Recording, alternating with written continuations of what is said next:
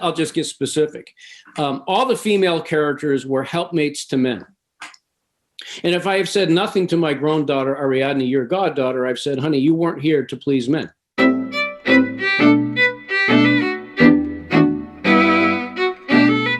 Hey, so everyone on my Facebook and other channels, I am talking with a very old friend of mine, Andre Dubus III, I guess, right, Andre? I guess, yeah. And he and I go way back. I don't know how long, Andre, how long have we known each other? I was trying to figure it out based on Austin being born, and he's how old now? 28. I think we've known each other about 29, 30 years. That's what I think, 29, 30 years. So we go back and our families are friends and so forth and so on. So I don't come as a neutral observer of Andre III's writing. Andre is a very well-known author, perhaps one of the most successful American authors living today, with books like House of Sand and Fog, and then his memoir, Townie, and so forth and so on. But I want to take advantage of the fact that Andre and I have understood each other's journeys and start at a place that is not related strictly to Andre's literary output, something more personal. And that is that I remember when Andre was starting to write Townie and who was working on it, I had written a memoir of my own journey, as it were, called Crazy for God, about growing up in the evangelical subculture and leaving. And in that memoir, I kind of chose to tell the truth as best as I could about some of my family's deficiencies and my father in particular. Now, Andre had a very famous father as well, who was a writer, a short story writer, Andre Dubus Sr. I had a famous evangelical leader father. There, our lives are very, very different. Andre grew up in Haverhill, Massachusetts. I grew up in Switzerland in this little mission compound. But in writing my memoir, I kind of made a break with my family and my past by talking about what it had been like to journey away from that evangelical subculture, both politically, emotionally, but also away from some of my father's, should we say, temper and abuse of my mom, and said hard things in the book. And I remember Andre read that and we started talking in the context of his book. So what I want to talk about a little bit today, at least at the beginning, is that both of us have had a similar journey in that we both come from families where we've had to distinguish ourselves from that background. You, because you have kept your family together in a way your father did not keep his family together. And me, because I've changed philosophically and in many other ways. So I'm going to start with a question to you, Andre, and that is that as you now gain some distance and your father's passed away, it seems to me that your life and lifestyle with your family and your concentration on your children and your wife and your mother-in-law, Mary, who was a dear friend of mine who passed away recently, and the way you took care of her, you've made some choices to not only write honestly about your father and your family, but to be a very different human being. Am I correct in saying that? Yeah, you are correct. And for any of you who may be listening or watching who don't know anything about my father, he had many beautiful, beautiful qualities, as I know your father did, Frank. And so I just have to preface it with, I'm going to assume that someone hasn't read my father's wonderful short stories. He was a short story master, also a fine essayist, and maybe didn't know him. He had 1,000 people at his funeral. Well, total assholes don't get 1,000 people at their funeral. He had 1,000 people because he was loved by all of them, including 2 of his ex-wives showed up, ex-girlfriends. But my father was, as a young man, was absent. He, my parents divorced when maybe after 9 years of marriage. They were in their late 20s, early 30s, and I never lived with my dad after age 10. My mom was a single mom living. We really lived in first world poverty. I say first world because we had a roof and walls. But I lived with a woman who had to choose between paying the rent on time or putting gas in the car to get to work, or buying groceries or having heat. And that really shaped me in ways that I wasn't aware of, Frank, until you and I have talked about this a lot, until I was given the gift of fatherhood and husbandhood, frankly. And I've been happily with the same one for 33 years, and my father was never with a wife more than 10. And, and I'm not judging anyone who strays. Everybody's got their story. Everybody's got their path. But it's been incredibly easy to be monogamous and true to this marriage. And I only say that because I didn't see it. My father wandered, and in his defense, he got married when he was very young. My parents were 19 and 21, but you got married very young too. And here's the thing. I don't know if to be totally naked here, I don't know if I'm about to contradict myself. I was about to say, I don't know if I ever set out to be consciously a different husband and father than my father was. Except now I'm going to contradict myself. It was when we had our first child, Austin, who's now 28 and a beautiful writer like his grandfather, frankly. I began to feel just how not in my life my father was. And, of course, I'm from a different generation that's more hands-on with parenting and taking care of babies and changing diapers and cooking and all that. But here's an image, man, that comes to me. Now the kids are grown and they have their own lives. And when they're home, the most joyous part of my life is when all three kids are in the house, with or without spouses, girlfriends, boyfriends, whomever.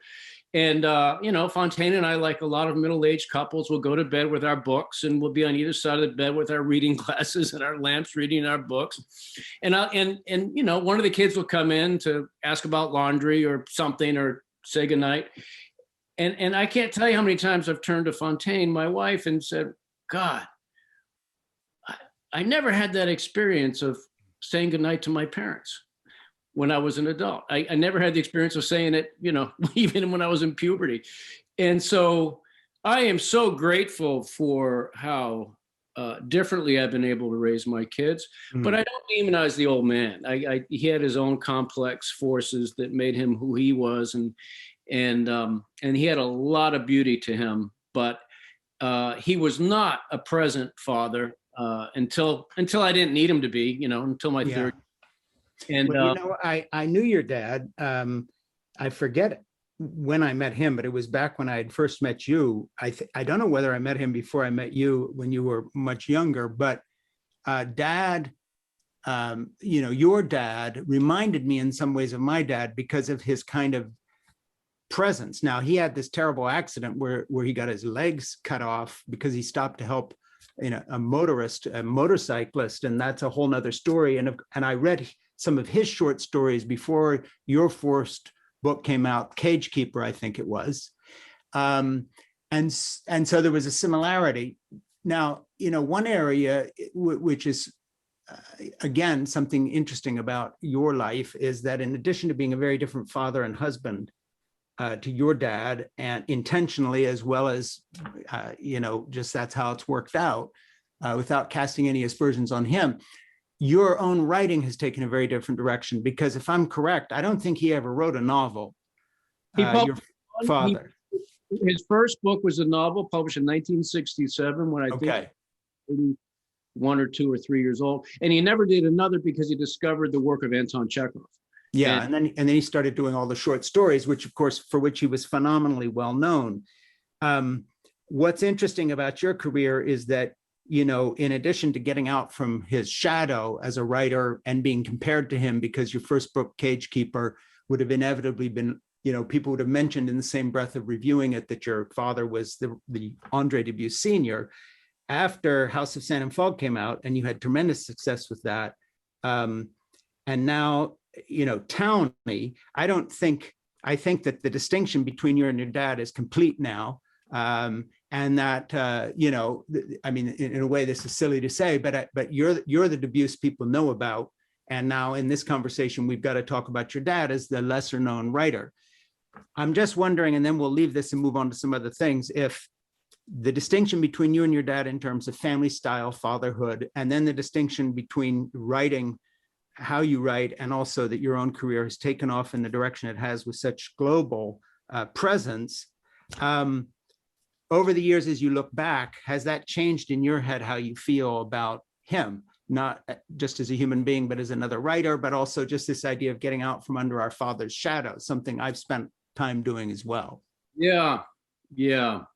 Boy, it's a lot. 'Cause you're the famous Dubus now. I know this is a little uncomfortable, but talk about it. Well, it's my father wrote he was a master of the short story, and I'm mainly known for my novels, which is a much more widely read and purchased form in our country and abroad. My father, as you know, was considered a writer's writer. All great writers, Yeah. tend to revere his work. It's wonderful, and as do I. I had a very interesting experience, really rich experience that I may write an essay about a couple of winters ago. I was at the airport and I didn't have the book that I was reading, and we had this reissue of my dad's stories come out, and there was a copy at the bookstore, and I grabbed my dad's stories, realizing I hadn't read them in quite a while, the ones in this book.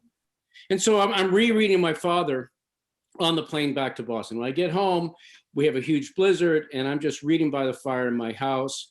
And man, I am reading the work of my dead father, who was a master of this form. And I am reading it as a fellow writer who also writes fiction, and I'm admiring what he's doing. I'm much more aware of what he's doing on the page than I was when I first read it when I was much younger. But I am also consciously aware that while reading these stories, I am older than the man who wrote them, my father. Yeah. And now also reading these stories, because my father would write very derivatively from his own experience, I see, oh, well, that character is my mother, his ex-wife. That character is actually me. That character is actually my sister, Suzanne. And so I had this incredible mix of emotions and thoughts and gratitude. I felt so grateful to have had him as a dad. I felt really proud of what he created, but I also I have to say, man, there was a lot of his vision on the page that was shaped by the 1930s and 40s, growing up in French Irish Catholic Louisiana, and I was really aware of how different we were as human beings, and I was grateful that I was different. And would you say that you're just to go into that a little more, is that a sort of a generational style change? Is some of his writing feeling, I'm not trying to get you to say, passe or something, but do you look at it and say, I would certainly do that differently now? It has a sort of a stylization to it that is not something I would use in the present tense as a writer. Well, no, man, for me, it's less style. I think he writes very many, many times in his career, he was called the America's Chekhov. I think he's written in a classic style that will last for generations. And yes, it is not remotely a contemporary sound, but I don't think I write in a contemporary sound either. I don't really have a clear insight onto how my work reads in a larger sense. I will say that I was really aware of how shaped he was. I'll just get specific. All the female characters were helpmates to men. And if I have said nothing to my grown daughter, Ariadne, your goddaughter, I've said, honey, you weren't here to please men. Yeah. You were not put on this planet to give men pleasure. Yeah. They are here as equal spiritual beings in different bodies, period. Yeah. But my father really was shaped by his time. And I think, so I'm reading this again, God damn, I'm glad I'm not like that with my women. Yeah. And so there was more of that, more of a human thing but I have to say at the craft level, I was just moved and impressed and proud of him. Yeah, I just pause here. I'm talking to Andre Dubus III, the writer of House of Sand and Fog and the memoir Townie and many other books whose works have been put into film and all sorts of wonderful things. Andre and I go way back. We've known each other for 30 years plus. I'm a godparent to one of his children, and his wife is godparent to some of my grandchildren. And so there are connections here. If you like what you're hearing, please like and follow this page, and note that these conversations I'm having in conversation with Frank Schaeffer, talking with artists and writers, authors, people who are bringing change to our culture and so forth. That said, I want to shift it a little bit because I know you also teach as well as write. As a writer, something that I sort of have always, I know you write on a longhand and then you have it typed and you haven't gone to computers. we all have something we avoid or do or don't do. One of the things that I have avoided is trying not to be part of any writers group type thing. I have readers I trust, starting with my wife, Jeannie, like you do with your wife, Fontaine. I have people I submit it to. I listen to editors. I'll make huge changes. I don't think, I'm arrogant in that. But I always have a fear of this idea of the kind of communal group approach to writing. It's one of the reasons I got out of the movie business. I got, my films weren't all that great, but in addition to which, getting script notes all the time from producers. How do you feel about you teach writing, but how do you feel about this whole writer group mentality? Yeah, man. And all the rest of it, or how do you handle it? Or am I being unfair to that? No, I don't think you're being unfair. We share so much in common in that way. First, let me back up. Most of us who are drawn to the page didn't grow up with a writer father, mother, aunt, uncle, or cousin, or brother. Most of us have never met a writer, and unless we go to a book signing, never will. And I do think that that's, for example, the big thing that writing classes, MFA programs, writing groups give to their participants is a community of other people who feel drawn to do this weird kind of thing of going to a corner to try to write something honest about human beings with words and about human experience. And I really love people. I love that impulse in people. I'll tell you that I share it. I've never been part of a writing group. I tried an MFA program for a few months and dropped out because I really just wanted to be alone. I began to feel that, I just don't think I'm going to learn any more than I'd learn on my own, and I'd rather do it myself. Yeah. And so I bring that same sort of, and let me go back to the old man for a second. He had a wonderful metaphor he shared with me a few years ago, well, before he died, which is now 20 years ago. And he said, we writers are like whales sounding. When a whale sounds, it holds its breath and it goes underwater for long periods of time, all by itself. Mm-hmm.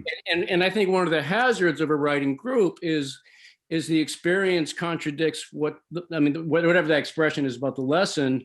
The truth is, we need that psychic muscle to be alone with the work for sometimes years at a time, mm-hmm. without encouragement, without a pat on the back. Otherwise, we won't go as deeply as we can. So I think it's really important to stay alone. To your question about the teaching of writing, I project all of my feelings about this onto my class. I teach at the University of Massachusetts Lowell undergraduates, and what I find myself telling them is, look, when you're writing something, you are pregnant with this book or story the way a woman is pregnant with a baby.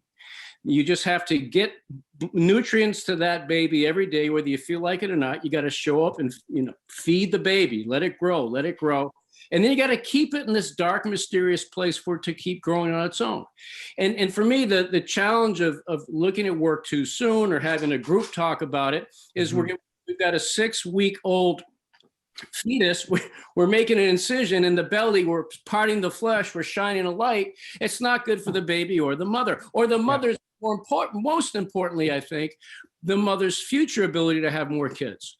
And so, it's a pregnant woman metaphor, but I've always felt that I get pregnant with a story and then I have to gestate it. And that takes time alone.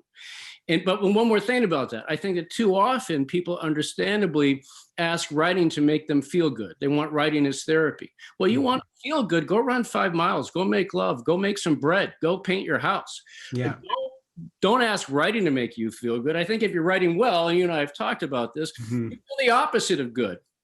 When I know I'm writing well, or maybe I might be writing well, I walk around feeling vaguely inappropriate, nasty, ignorant, stupid, and wrong. Raw. My entrails hanging behind me. Well, I might have done well today. Yeah. Writing, for me, writing and worrying are kind of one and the same thing. I mean, it's not a peaceful process. One thing that I think because I've written a memoir and you've written one, I give a piece of advice to people that I want to hear your version of. They'll say, I'm writing a memoir and I read your memoir and I'm worried about telling this about my family, whatever. The first thing I say to them is, please understand that the first draft of a book is only for you. If you're already worrying about how the family will like it, or you're trying to sell it or something, it's already, you've lost this battle. You've got to write the book as if no one will ever read it but you. there's such a process called editing and second draft and third draft and fourth draft and an editor and people you trust. But now just think about getting on the page what you need to get on with no kind of backstop. And that's another reason I hate writers groups. If you're writing thinking, Mary Smith and Joe Dubus are going to read this, you're already thinking about their reaction. And then I just find I'm dead. You got to write it and let the chips fall where they may. Later, you can say, I don't want to hurt my mom's feelings. I'll change the name in this novel, whatever it may be. How do you feel about that? I agree 10,000%. There's a wonderful line from a Nadine Gordimer novel where one character has an insight as to what sincerity is. She said, sincerity, never having an idea of oneself. Yeah. I think if there's any one central enemy to creativity, it's self-consciousness. It's very important. I believe that no matter what you're writing, whether it's a memoir, fiction, or what have you, I think every writer should write as honestly and nakedly as if they're going to get shot in the morning up against the wall at dawn. Right. And so let's look at the memoir. Well, the opposite of the word to remember, as you know, is not to forget, it's dismember. Chop, chop, chop. And so I'm convinced that what really sends writers to the memoir form or the personal essay form is they know what happened, but what the hell happened? Right. Remember that summer dad went to prison? What the hell was that about? And that's what the act of memoir is about. It's about putting the pieces back together. And so if you've got one eye on the mirror to see how you're doing, or you're worried about Joe Dubus's hatred of adverbs, or what your editor is going to say, you're screwed. You're not writing as deeply as you can, and you're not honoring. And especially with memoir, I'm convinced that what you have to honor is not 61-year-old Andre writing, but the 14-year-old who is still sitting there in his skin, waiting for his microphone. Right. Yeah, and I think that for me, my daughter Jessica wrote something to me the other day in the context of something that I'm writing on family right now, and that I found very poignant. And I actually quote her in the thing I'm putting together, but. And I wonder how this impacts you. She was saying, Jessica, by the way, we're proud of our kids, so I can say this. She's now the CEO of an investment company in New York that puts together green energy packages. So she's done great. But she wrote an interesting thing. She said, people ask me, because she's 50, given I got Jeannie pregnant when we were 17 and 18, we just celebrated our 51st anniversary. And so Jessica will be 51 this year. We can keep track of her that way. And Jeannie and I, no longer than we say, because I remember when she was 18. All right. Yeah. Okay. So now she's 50. God. So we're kind of getting there, aren't we? But anyway, Jessica wrote and said, listen, I tell people who come to me and say, you're a woman and you're a CEO of a company in New York. Tell us how you got there. And she said, they don't like it when I say, because my experience as a parent is what I'm applying to being a CEO of an investment company, in that I learn more from parenting, and I'm glad I had my children young. And she says, the conversation sort of stops. People get very nervous because you're not supposed to have children and mix that family with business. You've got to balance career and children. And especially as a woman, talking about parenthood, et cetera, as being something useful that actually then had an impact on her career. When I look at your writing and I look at your life, here are the things I can't separate out. You're a carpenter and you're a good one. You build with your own hands and you respect people who build and not just people who write and think. And you're probably more comfortable with carpenters and plumbers and other people than you are with some of the fancy people in Hollywood, let alone in the writing world. You're a father who really invests himself in his children and the relationship you have with Fontaine. I see that kind of connectedness to life as the key, as one of the keys to why you're a really good writer. I don't see that as a separate part, and your writing as something else you do. I see these as very much one and the same thing. Yeah, man. Well, thank you for those kind words. We're people first. We're human beings first at all times. Yeah. We're writers, we're cellists, we're, lawyers, second, third, fourth, whatever it is. But back to your daughter. Yeah, my God, yeah. Capitalism's done a real number on women. Yeah. Because if she wants to rise in this, what used to be the male world of CEOs, she has to still, in 2021, not even talk about the fact that she's a woman with children and a mother. Yeah. To be accepted. It's ridiculous. Yesterday I hired a backhoe guy to dig 8 4-foot holes for this deck I'm going to expand, and I'm down there. We're down there in the dirt together, and he probably voted for a man that I would like to see in prison for the rest of his life. Yep.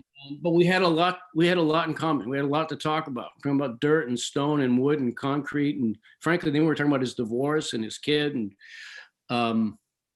we're people first, man, and we're writers second. I am glad that I grew up in a weird house, and we've talked about this where. Well, and you've written about it in Townie too. Yeah, where I grew up in, blue collar neighborhoods where, also where half the recipients were on welfare and there's so many single moms, but we were the only house in the neighborhood that had books in it. Mm-hmm. My best friend came over, saw the books, and he asked sincerely, we were 14 years old, are those real? And so I've always felt an affinity for the working class, but I'm not of them. My father was a professor and a writer, and my mother became a social worker. But it's also the only kind of work I've done other than teach at the college level is work in the trades. Well, I think one of the first things we did together was install some storm doors. Yeah. This was before your first short stories came out. Yeah. I keep thinking, well, there's the doors Andre and I put in. But, I want to get back to this connection with family and writing, because it seems to me you write some very dark stories and bad things happen to some of your people. But the fact is, and so the sort of love and connection and happiness that you have in your own life doesn't always come through, but I think it does in a strange way, and correct me if I'm wrong. The fact that you live a life of love and caring and hope so intensely for the people in your life shapes your ability to write dark stories where that is absent, because you know the value of what your characters don't have. Yeah, what you're hearing, the hesitancy you're hearing in my voice, Frank, is just I'm so unconscious or semi-conscious about these forces that are at work. I'm sure you agree in your own work. A lot of this is unconscious. I will say, I just finished a new novel around Christmas time. I'm revising it now, and it is my most hopeful book. It's still a shit show where everything falls apart, and character has to rise from the ashes of what once was. But I think you're right, man. I think I am haunted by how terribly wrong a life can go. Yeah. And I don't know. I don't want to get too psychological about it. I don't know how much my own childhood trauma is part of my dream world as an adult. I do believe, and you and I have talked about this, that there's something quite divine going on in the creative process. That when you're writing openly and receptively and deeply enough, you go far deeper than your own life circumstance in your own childhood. Yeah. You go to realms where you've never been in this lifetime. Yeah. But yeah, man, I do think that, let me tell you, here's an image. I write down in a soundproof cave in my basement that I built. It's about the size of a jail cell, and it's soundproof. And I have to go down a set of stairs and up a set of stairs to get to my kitchen to get more coffee, to go back down to the cave. And I can't tell you how many times I'll come up to this beautiful, open, naturally lit paintings on the walls, beautiful hardwood floors, lovely island. I mean, this upper middle class, gorgeous home full of books. And I'll blink at it as if I somehow got transported here by accident. Mm-hmm. I'll pour the coffee and think, how the frig did I get in this house? Yeah. Then I back down to my dark cave, writing about the characters in trouble, who are a lot like the people I grew up with. And but I think you're right. A long-winded answer is yes. I think that is the light in the goodness and the good luck of this life that allows me to go to dark places in my psyche. Yeah, and one of the things that interests me about you, and of course, and I would guess most people interviewing you don't have that much of a connection, but since I knew your mother-in-law, Mary, who passed away, I think at 98 or 99? 99. And that was this was very recent. You couldn't have the funeral because of COVID. Right. But anyway, I knew her pretty well. Oh, and by the way, and I'm not making this up, my little granddaughter, Nora, who just turned 7, came to do a sleepover last weekend. And she and I were sitting together, and suddenly her little lip quivered and she cried. And I said, "Why are you crying?" And she says, "I was just thinking about how much I miss Mary." And I'm not kidding you. You'll think I made this up. Nora, age 7, says to me, "I know I was just a child and she was very old, but you do know, boss, she was one of my best friends." And she burst into tears. This is a 7-year-old little girl.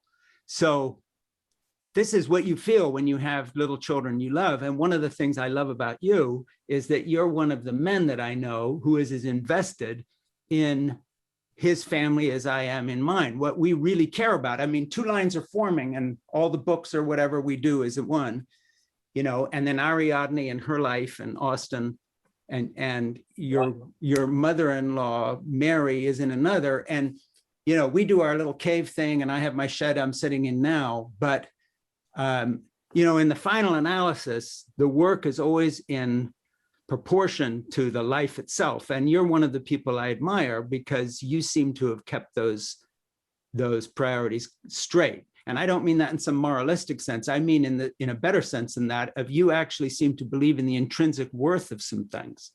They don't all have to have a price. And I've watched you in your life live that. Well, brother, thank you. And likewise, I've watched you with yours, and you've been an inspiration to me in that way. You were a father longer than I was, and before I was. I want to share an image with you that something I realized last year. Whenever I would publish a new book, and I've only published 7 books in all these years, but I'm slow, and when they're published, they're done. But I always save a hardcover first edition for each of my kids. Yeah.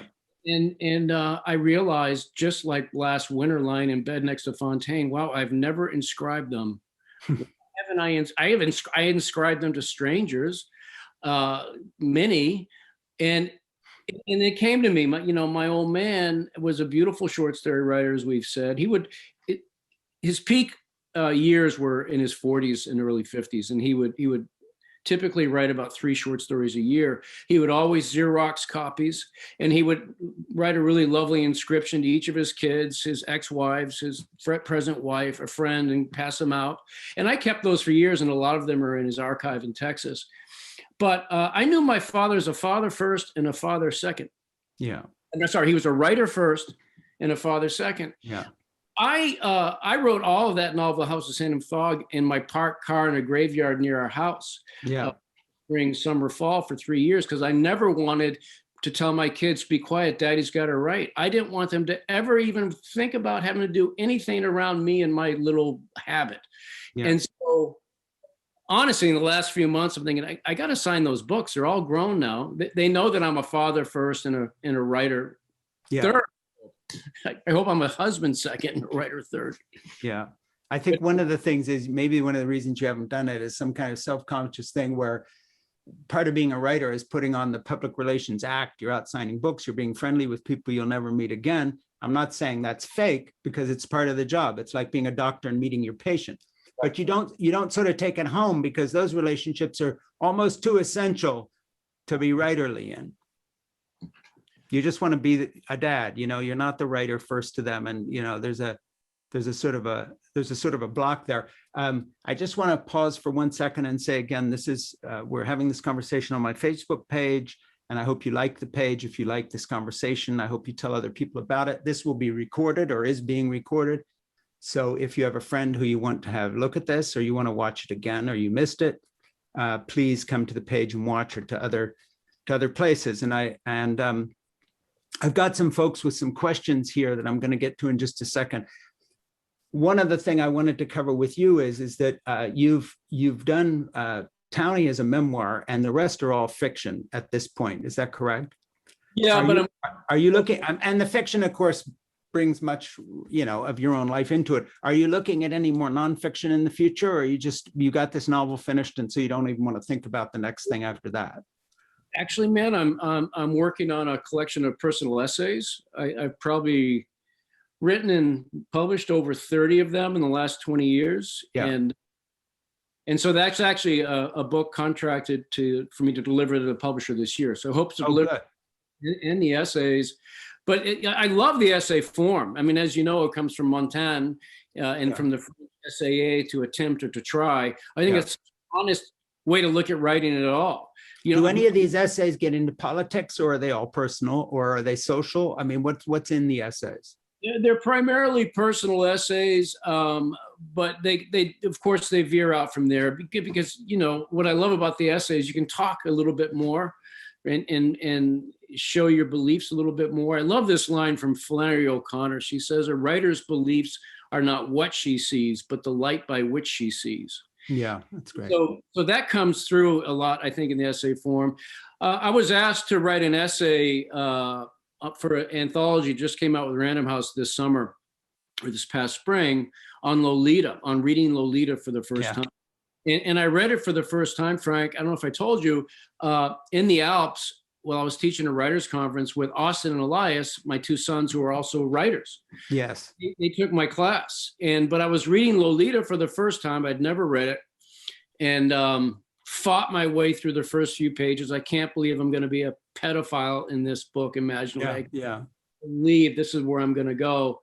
And I was so taken by that. But to answer your question about politics or social in the essay, in writing the essay about reading Lolita for the first time in the Alps with my sons, I also got into how my most recent novel, before the one I just finished, is called Gone So Long. It's from the point of view of a man who has killed his wife 40 years ago, and now he wants to see his grown daughter, before he dies. We've talked about this, our hatred of male violence against women and kids, well, both. And it was a really difficult book to write, spiritually, psychically. And when it came out, it was at the height of the Me Too movement. And I had just met Harvey Weinstein right before news of his ugliness came out. Mm-hmm. I had shaken his hand before news of his, serial crimes came out. And when I write, I regret not having punched him in the face, or worse. And so, which, by the way, I want to add, knowing you, and also you've written a little about this, you have upon occasion done things like that in your youth. Your youth. I became I was a violent young man. I was a vigilante. I hate cruelty. I hate injustice. I became a very angry kid, but I was also in a mill town where there were a lot of guys like me. So my point is, I love the essay form, and that one particular essay, I do get very political about women and men, and through the lens of having read Lolita for the first time with my beautiful sons, who are respectful of women, treat them as equals, and are right. And by the way, are terrific young men. I mean, I love your boys; they're just great. Yeah, well done. Thank you, sir. As I do your beautiful kids. Do any of your kids write? I know that. Well, John and I wrote that book on our Marine Corps experience together, and then and he could keep writing. My agent came after him saying, you are a writer, why don't you keep going? But he's doing other things. They all write in the way, educated, interesting kids do, but nobody's wanted to do what I do. Too many ups and downs, maybe, or maybe they'll come to it sometime, but it's not on the books for any of them right now. Yeah. Whatever way it comes out of them. That's it. I want to get to a couple of people here who have been following this, and we have some questions. This comes from Christine. I never met my father. He walked out when my mom was 5 months pregnant. My question is it harder to understand and hate a father who abandoned his children, or harder when you were brought up with a bad, indifferent father? Well, first, Christine, I think you should write about that experience. Well, let me say, my father was not a bad father. He did get to a level of indifference once they left. He was just elsewhere. He wasn't a deadbeat dad. He would, pick us up on Sundays, take us to a restaurant, drop us off. But it was very much a 70s divorce. I don't know. I can't answer that for you, Christine. I think it's something you should explore with words. I do believe that human beings are naturally creative. I think that we're supposed to make things with our hands. I think we're supposed to to make things all day. We're not supposed to do something in front of a screen all day, ironically, as we're on this screen. Yeah, as we're all on the screen saying about screens are bad.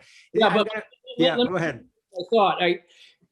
I'm taken by Christine's question, because the question itself, I think, is really fertile ground. Mm-hmm.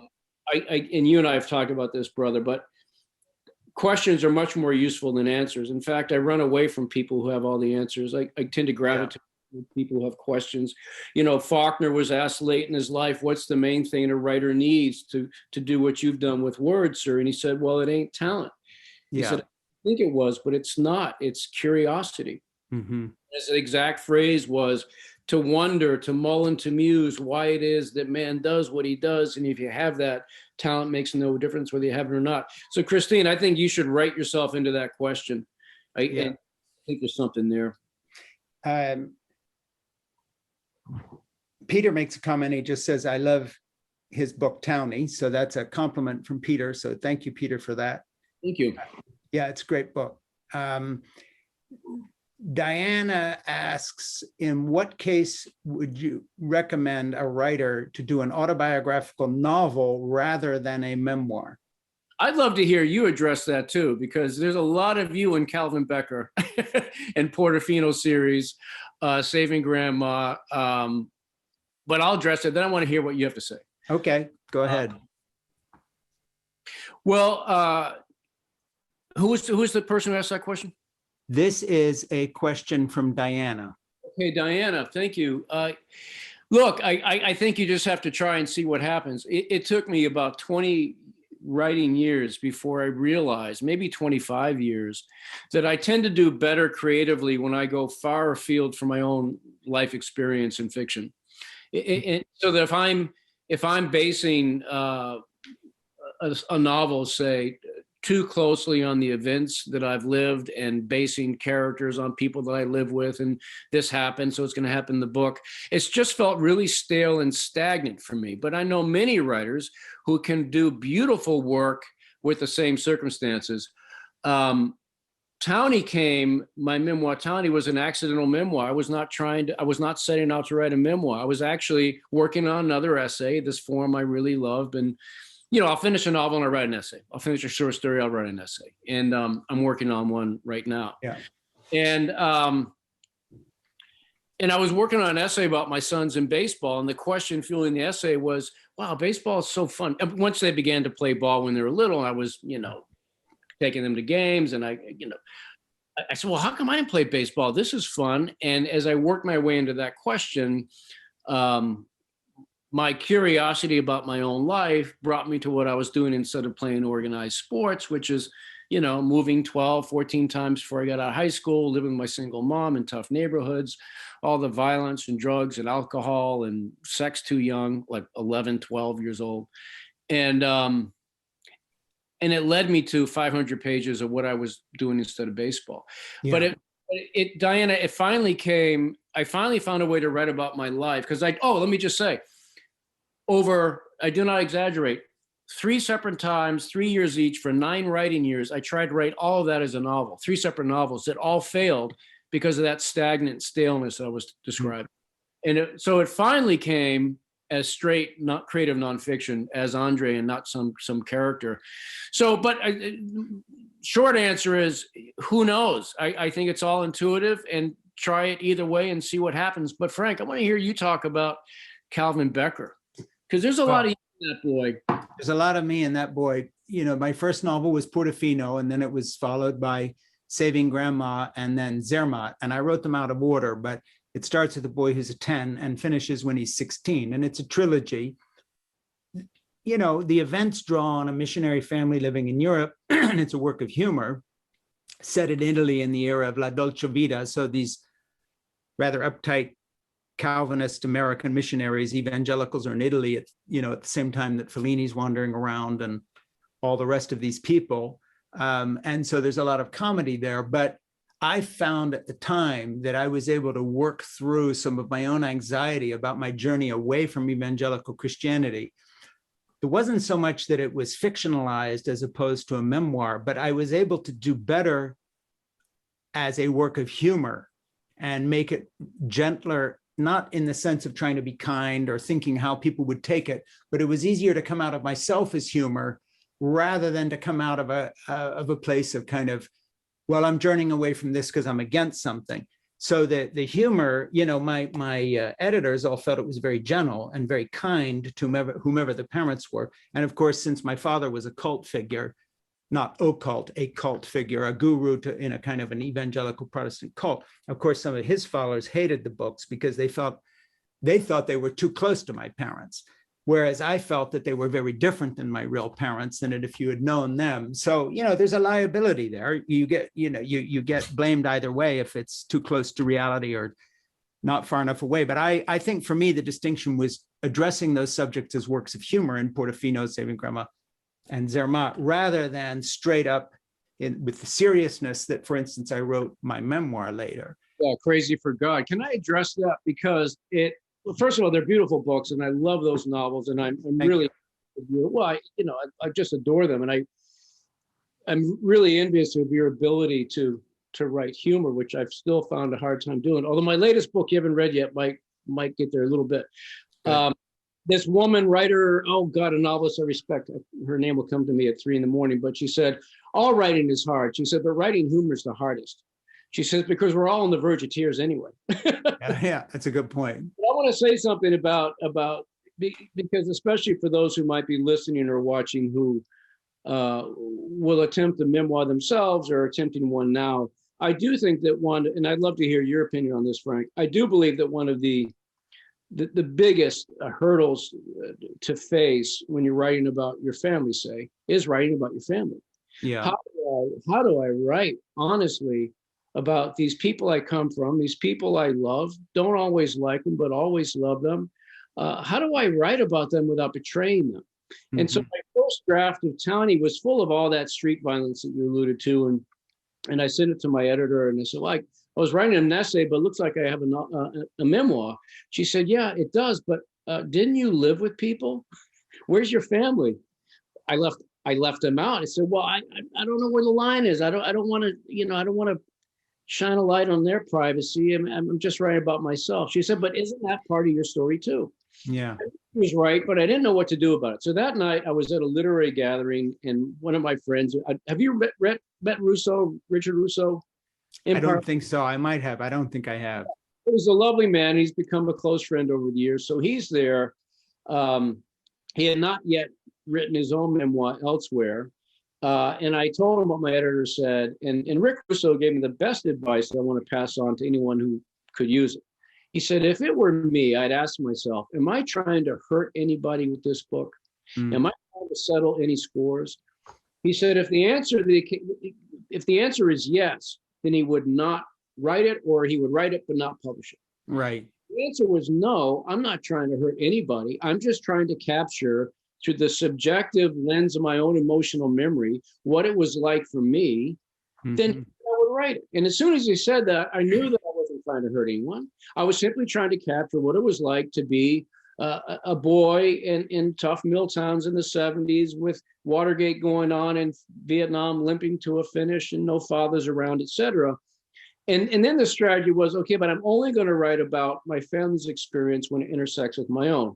And what was I leaving out of my life? I was leaving out that my sister was raped at knife point by 2 men, which I can say publicly because she talks about it in a very healthy way, I think.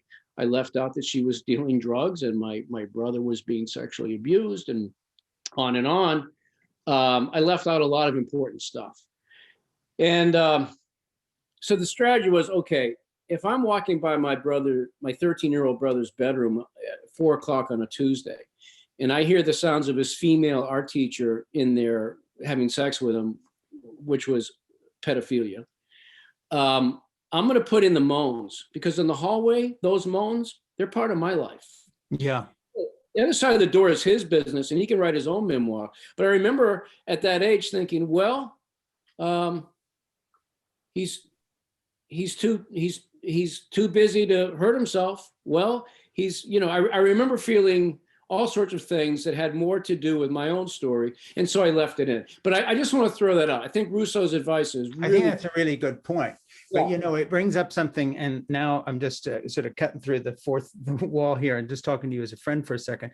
You know, I've been working on some projects where I sort of go further in denouncing where I came from, but for a very good reason. And that is when I watched the storming of the Capitol on January 6th, and I saw them praying in the name of Jesus in there. And I follow that back to my father's work and my work in the emerging anti-abortion movement in the 70s and 80s. There's no question that Dad and I were involved in something that became a very public evil.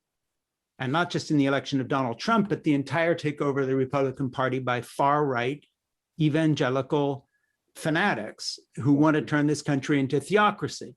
So the problem is that after writing Crazy for God and the memoir and my novels and so forth and so on, I've lived to see something that you haven't seen. And that is the final act, or maybe it's not the final act, of who I was as a young man is no longer private, because I helped my dad as his nepotistic sidekick back in those days in the evangelical world start something. We never saw what was coming.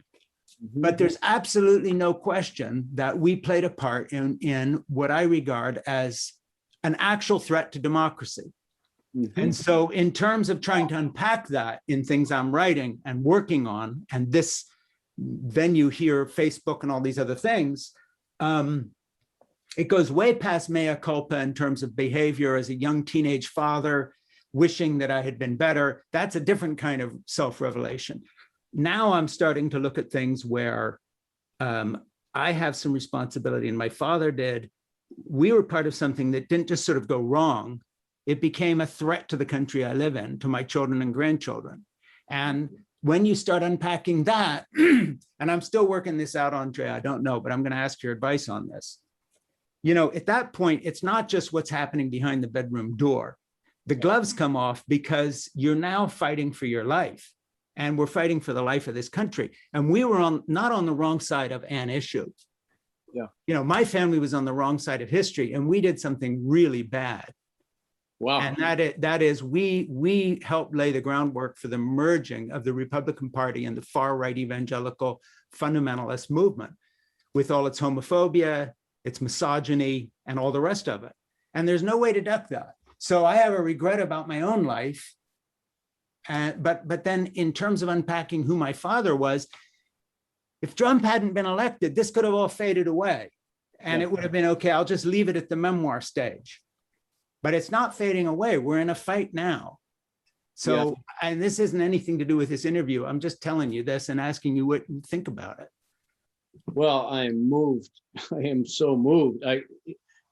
It didn't even occur to me, but of course, you know, having read Crazy for God and knowing you, of course, yeah, your own life has intersected with that crime against our democracy on January 6th. I have, well, first, you don't need any advice from me. You're a truth-seeking artist, and you'll do it. You're probably doing it beautifully as we speak. I don't know about that, but I'm just telling you, it's a new wrinkle for me. Well, for me, man, I experienced maybe a shadow of this or a ripple of what you're talking about creatively in that novel Gone So Long of mine that came out in 2018, where I'm trying to embody, I never even raised my hand to one of my sisters when we were like 10 years old. I mean, to write from the point of view of a man who stabbed his wife to death in a jealous rage when he was a kid, and now he's a dying man in his 60s, it was really difficult to withhold judgment. But I think, it's bumper sticker Christianity, and I'm not a Christian, but, hate the sin and not the sinner. I have every confidence in your ability to just go after the bad behavior without eviscerating your dead father. There's a way I know it's not just dad, it's me, because as a young guy, just like you look at things you did when you were young, it's as if you're reading a story of somebody else's life, because man, am I not that person now? Mm-hmm. But when I was in my teens and my 20s, I was greedy for access to power. I liked the money we were making. I did some, there was some sincerity there that soon turned into bad things. And then I got out, thank God, and with help from Jeannie and all the rest of it. But that said, it's weird to be 68 years old, 69 this summer, and look back at what you were doing at 18, 19, 20, 25, 30, and realize that you were part of something that turned really bad and has had terrible consequences. And until Trump and now the storming of the Capitol, I didn't ever really see that play out, almost like a, I don't know how to put it, like a piece of theater. I think about a line from, have you read This Boy's Life by Tobias Wolff? Wonderful, yes. right? Of course, great short story. Good. Yeah, it's great. And he has a wonderful line in that book. Memory has its own story to tell. Isn't that great? So I don't know. I just can't wait to read what you're writing, because I just know with all my being that you're going to write it as honestly. And a memoirist whose name escapes me said also, if you're going to write memoir, you should be able to sue yourself for libel. Yes, right. Exactly. You're going to write the kind of book where you should be suing yourself. Yeah, exactly. But if you're not, if any of us are not willing to do that, we shouldn't be writing, because you must be prepared to hang yourself out to dry. And Richard Yates, the great, I just, by the way, reread Revolutionary Road. Have you read that novel lately? Yeah, long time. No, not for ages. Frank, reread it. I should reread that. I don't know how long you have time to write novels and read them. You're crazy that way. You're so prolific, but also just, you're such a writer. Between your reading and your writing. The newspaper, and I don't go on social media, and I don't have a cell phone, so that helps me. But Yates said, look, if you're going to write about yourself, you're going to be walking that fine line between self-pity and self-aggrandizement. Yeah. But I think it's a line that you've walked razor sharp and beautifully in all your career, whether it's memoir, nonfiction or fiction. I think you've always walked that line. And I think about Hemingway. He wrote a letter to Maxwell Perkins at Scribner's, and he says, Max, the job of the writer is not to judge, but to seek to understand. Yeah. And as long, we always talk about this, but as long as we're truly seeking to understand, especially if it's our own younger selves, right, with no self-aggrandizement, no self-pity, just trying to be effing honest. Yeah. All will be well. You may get sued by yourself. Yeah. Yeah, you may get sued by yourself. I have a question. So the no cell phone and no computer stuff, and you write by longhand, I attribute some of your success as an author to that, because there's a kind of purity to what you do that I don't think is available to people that are A, part of writers groups and do it as a social activity, and B, it's certainly not available to people who have started and finished their career on keyboards and laptops and Google and all the rest of it. It's just too fucking distracting. And their good writing isn't coming from a lot of those sources. Well, I won't cast aspersions against. Look, I know that a lot of people get a lot of joy and connection from social media. I have never, and this is my first time on Facebook ever, and I've never looked at a Facebook page. Well, I've looked over Fontaine's shoulder a couple of times. I find it very difficult to be a contemporary, or to write about contemporary times without asking my kids how to use a cell phone. Yeah. I don't have a cell phone. I've never sent a text. I've never seen an emoji. I've never seen a meme.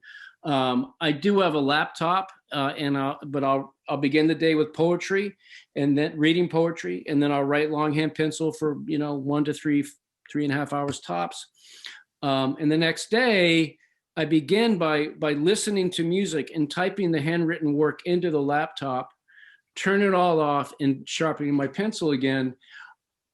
I just feel that so much of the time, this digital world is static on the radio, and that the job of we writers and people who are trying to create art is to listen and to see. One of my favorite lines from a Mary Oliver poem is, pay attention, be astonished, tell about it. And we're all walking around in the state of what social psychologists call continuous partial attention. I've chosen to not be in a state of continuous partial attention unless I'm drinking too much, or I'm trying to talk to someone while cooking, right? I think it's very important to be present and to not let the static interfere with the music we're trying to hear. Yeah, and I think that's a good place to start to wind this down here. I just want to tell people that if you like this conversation, please share it, follow this page, like it, and let people know so they can listen to this interview. These In Conversations with Frank Schaeffer are a series I'm doing that will eventually also be a podcast, talking with artists and change advocates and activists and others like Andre. We have more coming up. You can always check it out on the page. And Andre, I'll let Elizabeth's last question here be how we wrap this up. So when you've answered this, the compulsion to repeat the past is so powerful, Andre. How did you learn to separate your own identity from the sins of your father? Oh, I guess by creating my own sins, and I mean that sincerely. Screwing up in my way. Boy, Elizabeth, thank you. The honest answer is I don't know. I do know that the parts of my father that I admire, his compassion for others, especially people he'd never met, his generosity, his bravery, I try to honor. But I've really, here's what happened. Becoming a husband and then becoming a father saved me. It gave me a clarity that I wouldn't have had otherwise. And when I go to a room full of people who've read my books, I'm always surprised anyone's read anything I've written, because I don't think of myself as a writer. I think of myself as this guy who's got these kids and this wife and this family. And I, by the way, and your friends think of you the same way, because I think of you as a writer when I hear you've been on Oprah or something, but the rest of the time, it's the father of Austin that had to use mass med because you and Fontaine were so broke you couldn't afford anything, and he's doing radical surgery and almost dying as a child, and you're so invested in that, and and you guys are having kids before you're quote ready and have money in the all the stuff people don't do who are trying to be careful and safe and all that. And you always, Andre, have voted for the human experience first and all the kind of bells and whistles second. And I just think that is the basis of your writing, even when you're not writing about that, because it's a set of priorities you have in human values and they bleed into the page every time. That's where you come from. Thank you, brother. Thank you for having me. I want, can I end with Lao Tzu? Yeah, go ahead. Soften the light, become one with the dusty world. Peace, brother. Yeah. Thank you for having me. Peace, brother. Hey, much love, and thank you so much. This has been great. And see you soon. Love you, man. See you soon. Yeah, love you too.